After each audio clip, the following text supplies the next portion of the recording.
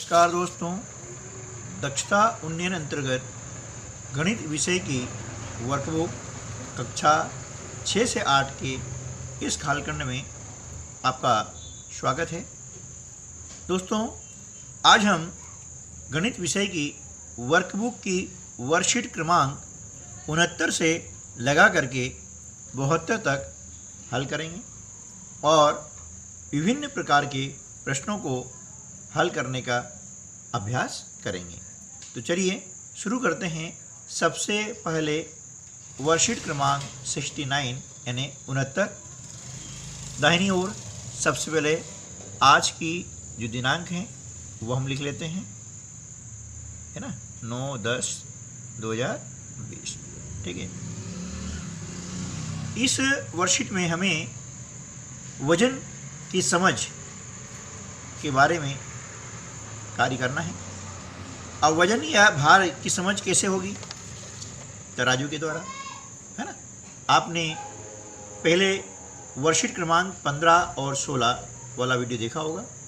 उसमें हमने एक खिलौना तराजू बना करके हल्का और भारी वजन का आभास किया था और भार और वजन की समझ को विकसित करने का हमने प्रयास किया था।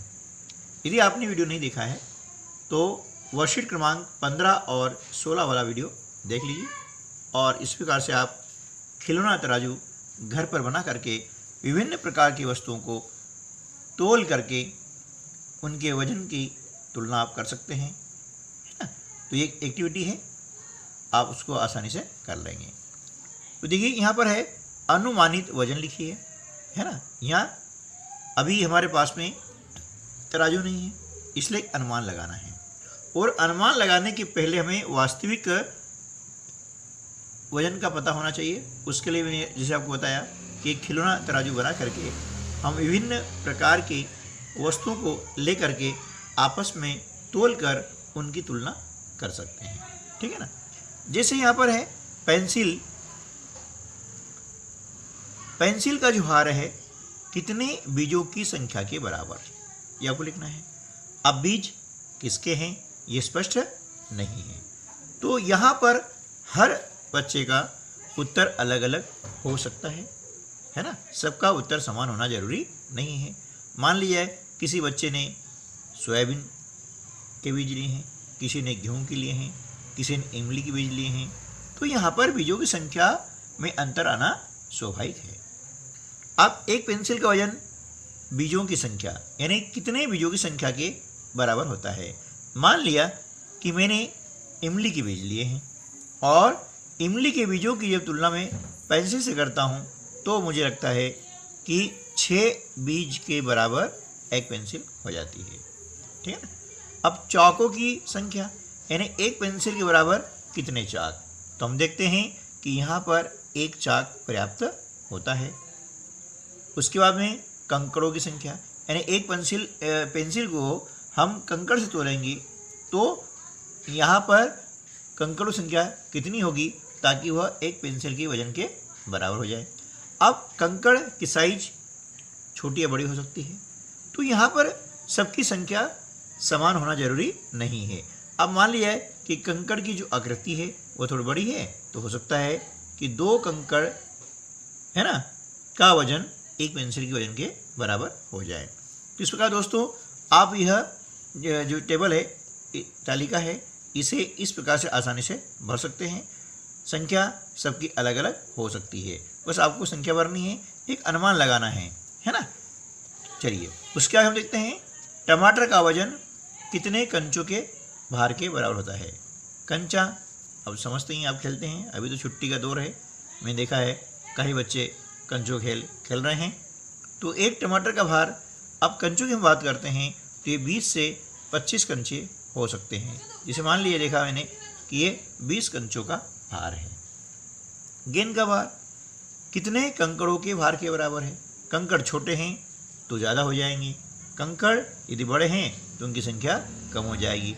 अब गेंद बड़ी होती है इसलिए हो सकता है कि कंकड़ का जो है संख्या वो 40 हो, है ना। इस प्रकार से आप यहाँ पर भी अनुमान लगा कर के इसको लिख सकते हैं। आज के कालखंड में हमें 4 वर्कशीट करनी है, वीडियो काफ़ी अधिक बड़ा हो जाएगा, इसलिए हम इसको शार्ट में करने का है ना प्रयास करते हैं।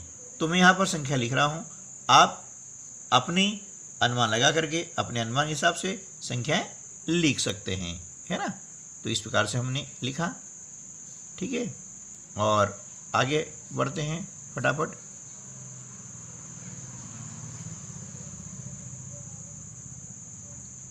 रबर का भार है, मान लिया है कि 50 बीजों के बराबर है।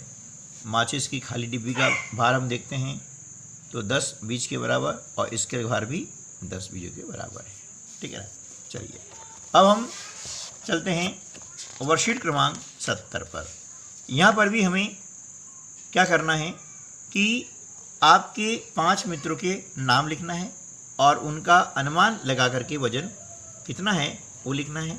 फिर उसके बाद में किसी तराजू या वजन तोलने की मशीन पर खड़े होकर के अपना वास्तविक वजन देखना है, और देखना ये है कि अंतर मतलब कि हमारा अनुमानित जो वजन है और वास्तविक वजन है उसमें कितना अंतर है।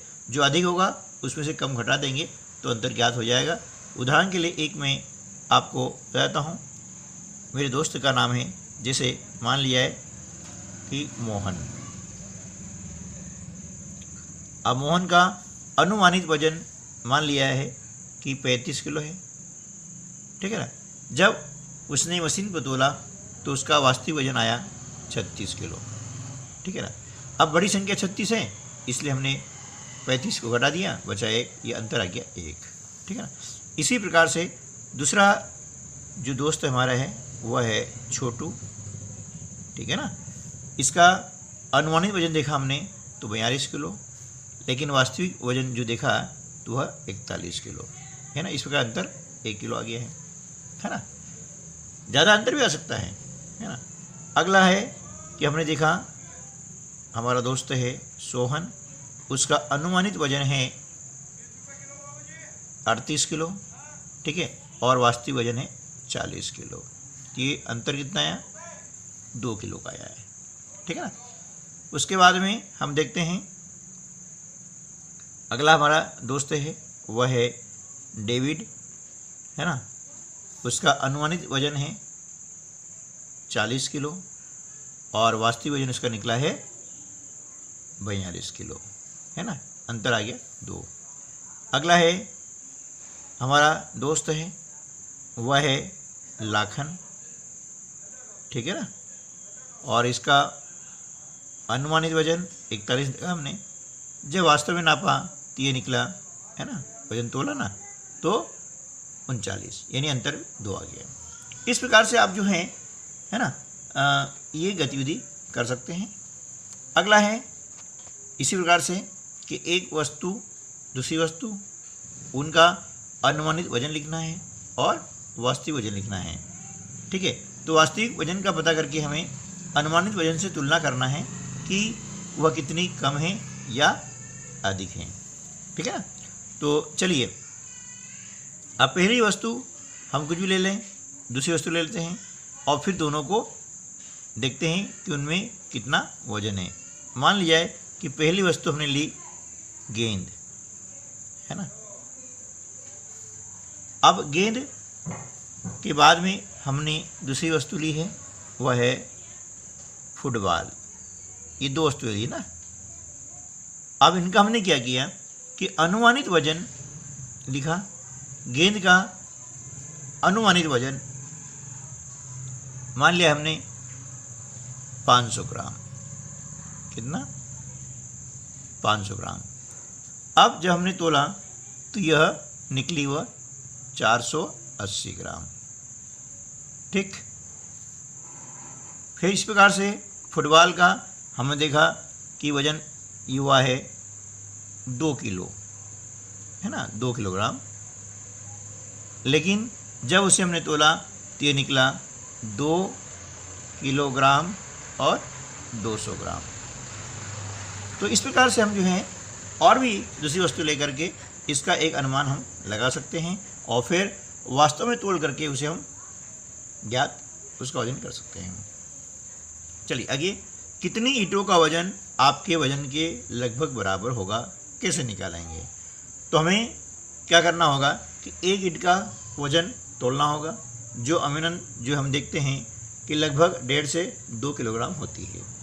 तो अनुमान लगा लिया, मान लिया 1.5 किलोग्राम मान लिया है, और यदि आपका वजन 30 किलो है ना, तो लगभग 20 या 22 ईंटों के बराबर होगा, इस प्रकार से, है ना। तो एक अनुमान लगा लेंगे एक ईंट का वजन, और फिर अपने वजन में उनका ईंटों की संख्या का भाग लगा देंगे, तो ईंट है ना, ईंटों वजन जो है उसका भाग लगा देंगे, तो ईंटों की संख्या ज्ञात हो जाएगी। ठीक है दोस्तों, तो मिलते हैं अगले वीडियो में, जिसमें वर्कशीट क्रमांक 71 और 72 करने वाले हैं। ये वीडियो काफ़ी लंबा हो रहा है, इसलिए पूरा वीडियो एक साथ नहीं करते हुए इस वीडियो के हम 2 भाग कर रहे हैं। ठीक है दोस्तों, चलिए, नमस्कार, जय हिंद।